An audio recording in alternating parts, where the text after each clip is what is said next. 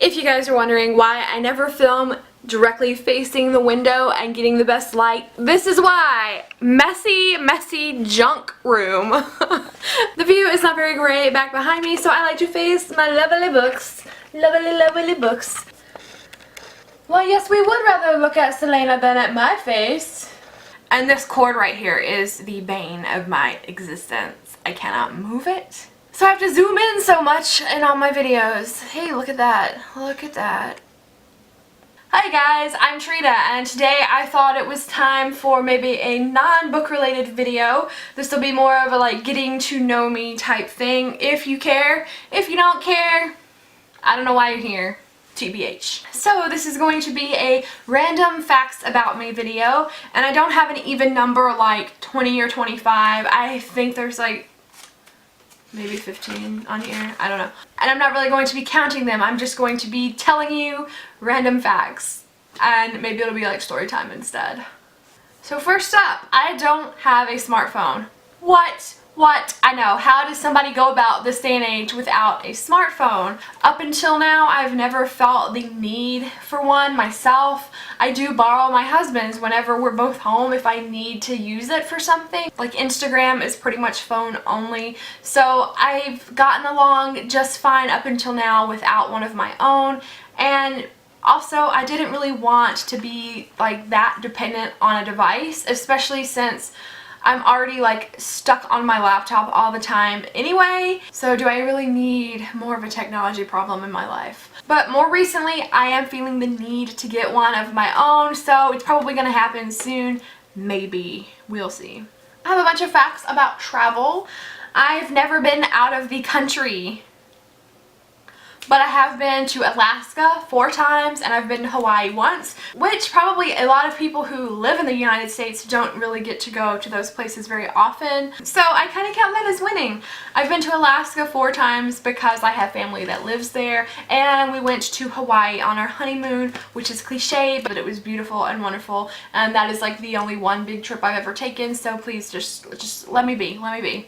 People always roll their eyes, but guys, it's not like what it is in the movies unless you're a billionaire, probably.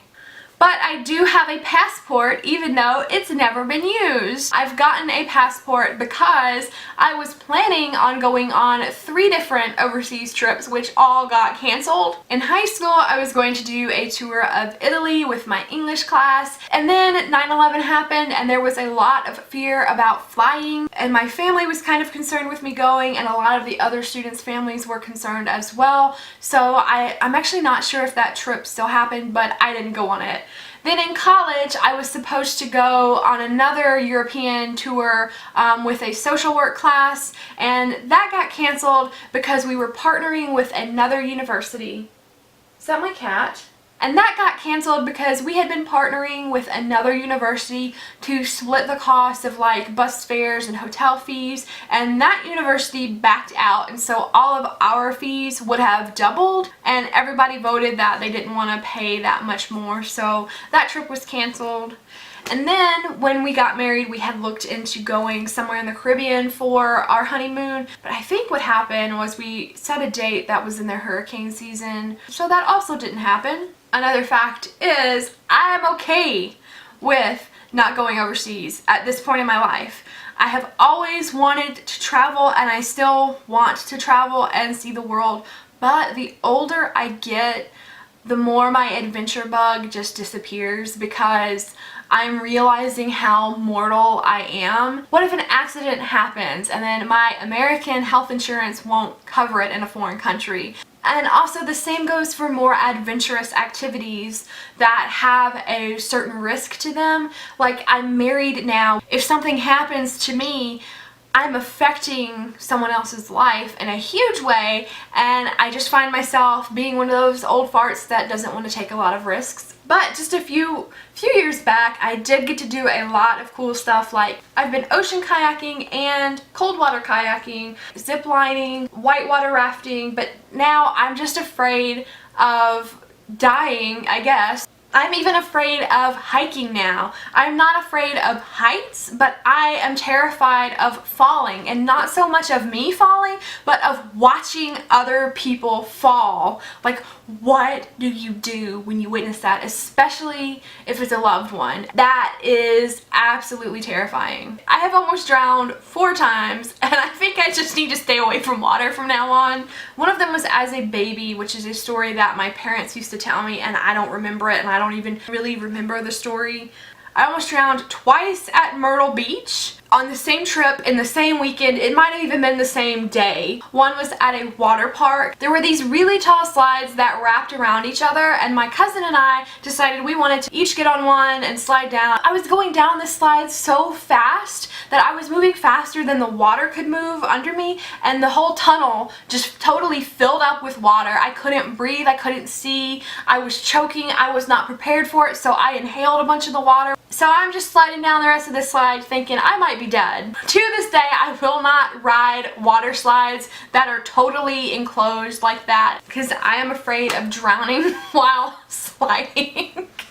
The other time I almost drowned at that beach was we were getting on this banana boat thing that was pulled by a ski-doo. We hit a wave and capsized, and I was standing on the ocean floor and I was being kicked in the head because everyone was above me and I couldn't get up because all these feet were kicking me. And luckily somebody felt me, I guess, biting at their ankles or something, and they pulled me up. But needless to say, did not get back on the banana boat. And the other time I almost drowned was while I was whitewater rafting. I had gone with a group of friends and we just hit a patch of white water, obviously, and it was literally like being in a toilet bowl. I felt just totally sucked out, and I just remember being underwater riding down this river. I couldn't get my head above water at all, and I just thought, this is it. And the guy that was leading our raft, he said that he didn't see me surface for a really long time and he was getting worried as well. But obviously I survived all of those times. But I am not a big fan of oceans or water slides, and I have no desire to go whitewater rafting ever again. I've done it. I'm glad I did it, but I'm too old for that now. Another random time I thought I was going to die was when I gave 2 hitchhikers a ride, which I know I should have never done. One time I was grocery shopping, and when I came out, I was approached by a man and a woman in the parking lot that were asking me, "Are you from this area? Do you know how to get to this place?" I thought they needed directions, and so I was trying to tell them how to get there, and they were like, "Well, can you give us a ride because my truck won't start, and we left our 4-year-old daughter at home alone with the oven on, and we really need to get back, but my truck won't start. Can you help us out?" And I was by myself, a young female, totally by myself at night, but you know, another part of me was saying, like, do a good deed and be a good Samaritan, so I gave them a ride home. Then, when we were in the car, the guy asked me if he can use my phone to make a call, and then he asked his wife to hand him her purse, and I literally thought, these people got in my car, they've taken my phone away from me, he's gonna pull a gun out of her purse, and I'm gonna get carjacked. I had just bought that car. And so I'm sitting here driving down the road thinking all the ways that I could possibly jump out of the car while it's moving. Luckily it didn't happen, but they totally pulled one over on me. I'm pretty sure I drove them to some kind of a drug deal, and I was probably an accessory to some crime. There was no child at home. It was a bad idea. I was just trying to do a good deed, and I think I've done my good deed now. At least in terms of giving strangers rides. There are plenty of other good deeds you can do that will not put your life in danger. Speaking of crimes, I was once interrogated by police. Interrogated is putting it very strongly, but many years ago, I guess I had witnessed something happen at a gas station where the gas station owner claimed he got assaulted, and the next day I got a phone call at work from a cop saying that they needed me to come and give a testimony about what I had seen. I had to go down to the police station and sit in one of those rooms that literally I was in a room like in the movies that has a two-way mirror, and he was like questioning me and asking me what I had seen, and I didn't know any information about what had happened. All I could do was tell him what I saw happen to the gas station owner, and it was clearly at odds with what they were told had happened, so he didn't believe me at all, and I felt terrified. One time in college, Zach Galifianakis, yes, that one from The Hangover, asked me where he could buy weed. And for the record, I had no idea, but he and another comic were doing stand-up on our college campus, and me and two friends had gone to see this show, and then afterwards one of my friends wanted to go to a local bar because his music professor had told him that there was going to be a jazz night, and if he went to see that he could get extra credit. So we go to this bar, and as we're waiting to get in, we see Zach Galifianakis is in line in front of us, and then he turns around and he asks us where can he find some, I don't know, he used some slang word which I didn't even know what it meant, and one of my friends had to explain it to me, and then he was like, oh, that's cool, and just walked off. Sorry, bro. And we just stood there laughing that we had just been asked that by the guy whose stand-up we had just seen. I guess now it's a funny story. I have a very strange fear of wire hangers. I don't know why, but every time I go to hang something up, I am just terrified that somehow, some way, the wire hanger, the little crooked part of the hanger is going to get stuck in my eyelid. I don't know how that would ever happen, but the fear is real. I also have a horrible fear of slip and slides. I used to slide on them all the time as a kid, but now I can't even stand watching other people go on slip and slides, especially if you go down like on your knees, because I just can't help thinking that there's going to be some nasty sharp rocks under that are going to tear your shins all to shreds, and ugh, I just can't handle that. I can't do slip and slides. I don't even want to see a slip and slide because that immediately comes to mind. I hate the word catheter. Ugh. Ugh. It just makes me go, ugh. Like, can't.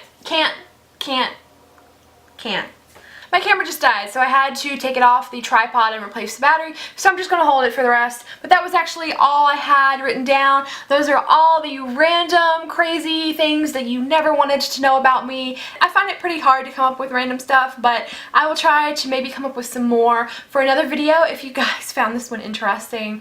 Hope you got to know me a little bit. Thank you so much for watching. Thank you to everyone who has left a comment or subscribed. I really appreciate the support. And if you guys want to check me out on GOODREADS or Twitter, my links are down below. I will see you next time. Bye!